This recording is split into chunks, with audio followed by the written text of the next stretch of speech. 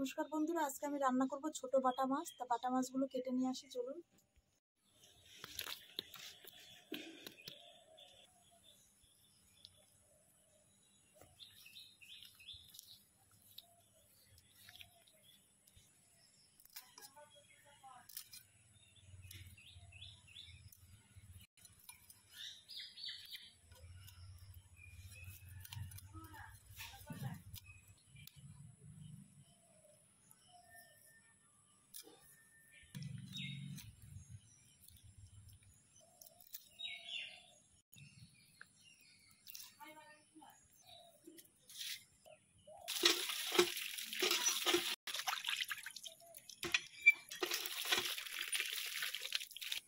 ফুটে বেছে ধুয়ে নিয়ে এসেছি। এবার উনুনে ধরিয়ে দিয়েছি।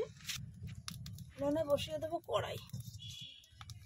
কড়াইতে অল্প করে তেল দেব, সর্ষের তেল। তেলটা গরম হয়ে গেছে। এই তেলের মধ্যেই আমি কিছু মশলা ভেজে নেব। দেব গোবিন্দভোগ চাল, দুটো কেটে রাখা পেঁয়াজ,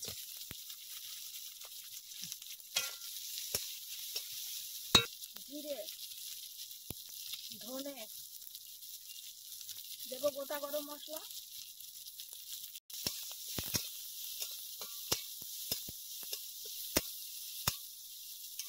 শুকনো লঙ্কা, কয়েকটা কাঁচা লঙ্কা, কয়েকটা রসুন, কিছুটা আদা,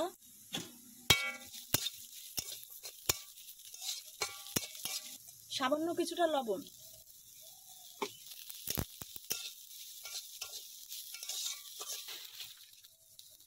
মশলাটা ভাজা হয়ে গেছে। এবার বাটার জন্য আমি পাটায় নামিয়ে নেব।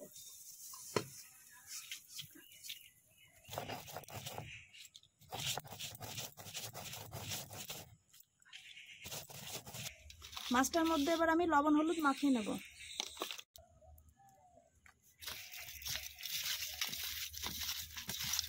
কড়াইতে দেব সর্ষের তেল মাছগুলো ভাজার জন্য। তেল গরম হয়ে গেছে। এবার মাছগুলো দিয়ে দেব।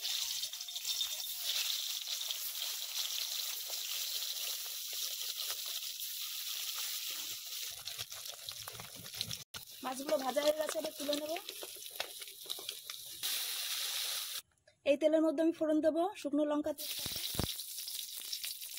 জিরে, একটা টমেটো কেটে রেখেছিলাম,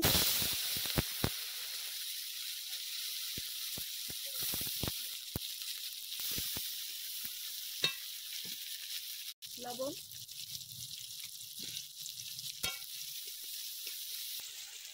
টমেটো নরম হয়ে গেছে। এবার দিয়ে দেবো এর মধ্যে মশলাটা, ভেজে রাখা যে মশলাটা আমি বেটে নিলাম সে মশলাটা দিয়ে দিচ্ছি।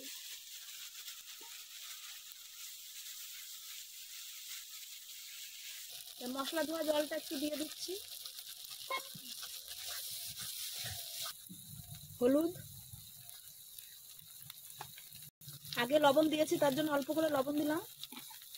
সামান্য কাশ্মীরি লঙ্কা গুঁড়ো,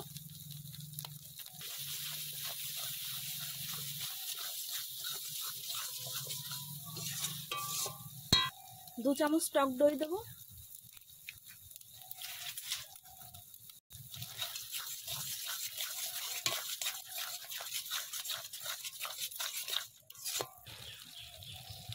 মশলাটা কষানো হয়ে গেছে, দেখুন মশলা থেকে তেল বেরিয়ে গেছে।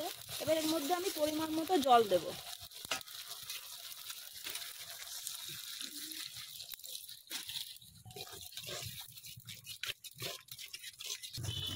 ঝোলটা ফুটে গেছে। এবার এর মধ্যে মাছগুলো দিয়ে দেবো।